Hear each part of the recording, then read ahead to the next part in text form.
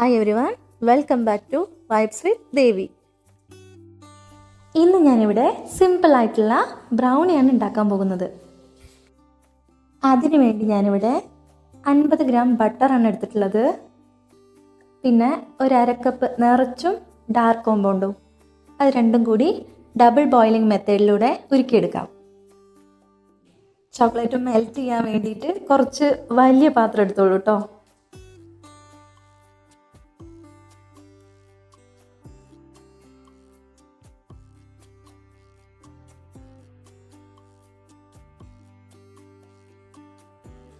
അപ്പോൾ ഇതാ ബട്ടറും ചോക്ലേറ്റും കൂടി മെൽറ്റായി വന്നിട്ടുണ്ട്.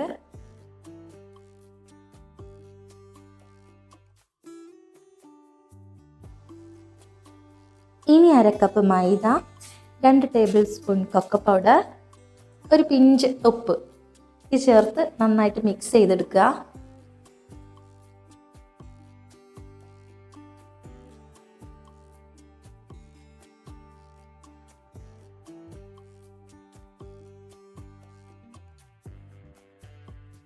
ഇനി ഞാനിവിടെ 2 മുട്ടയും 1/2 ടീസ്പൂൺ വാനില എസൻസും പൊടിച്ച പഞ്ചസാരയും കൂടി ചേർത്ത് മിക്സ് ചെയ്യാൻ പോവാണ്.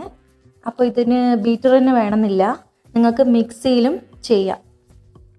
ഇത് കേക്കിനൊക്കെ ബീറ്റ് ചെയ്യുന്ന പോലെ നന്നായിട്ട് ബീറ്റ് ചെയ്യണമെന്നില്ല കേട്ടോ.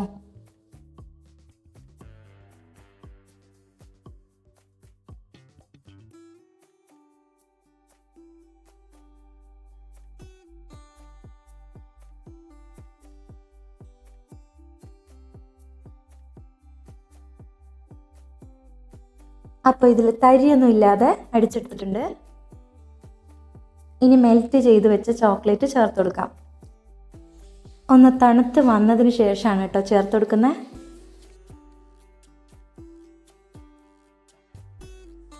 ഇനി മൈദ കൊക്കോ പൗഡർ മിക്സും കൂടി കുറച്ചായിട്ട് ചേർത്ത് കൊടുക്കാം.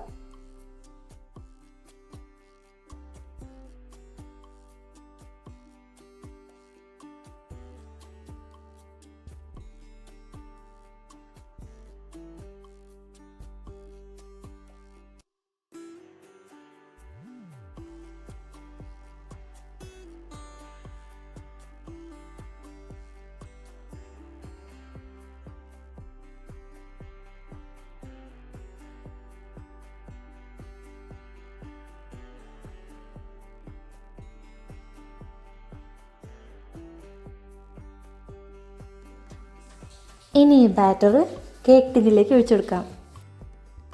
ഞാനിവിടെ 6 ഇഞ്ച് കേക്ക് ട്രേ ആണ് എടുത്തിട്ടുള്ളത്.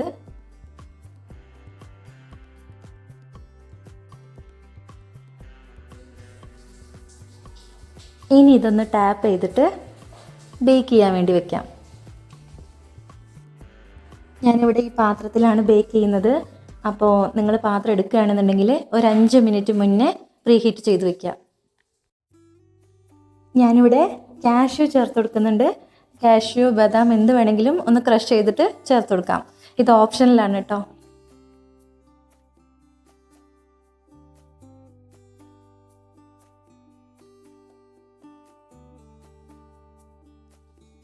ഒരു 20 മിനിറ്റ് ആയപ്പോഴേക്കും എനിക്ക് ബ്രൗണി റെഡിയായി കിട്ടി.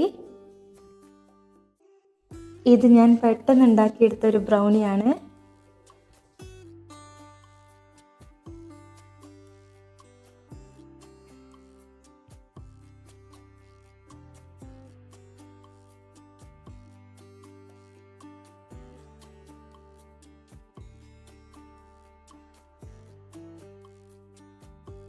ഇതെനിക്ക് ഒരു ദിവസം വെച്ചിട്ട് അടുത്ത ദിവസമൊക്കെ എടുത്ത് കഴിക്കാനാണ് നല്ല ഇഷ്ടം.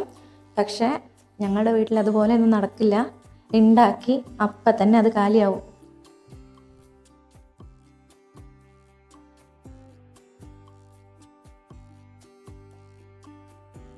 ഈ ബ്രൗണി നിങ്ങൾക്ക് ഇഷ്ടമായിട്ടുണ്ടെങ്കിൽ ലൈക്ക് ചെയ്യുക, ഷെയർ ചെയ്യുക, സബ്സ്ക്രൈബ് ചെയ്യുക. Thanks for watching.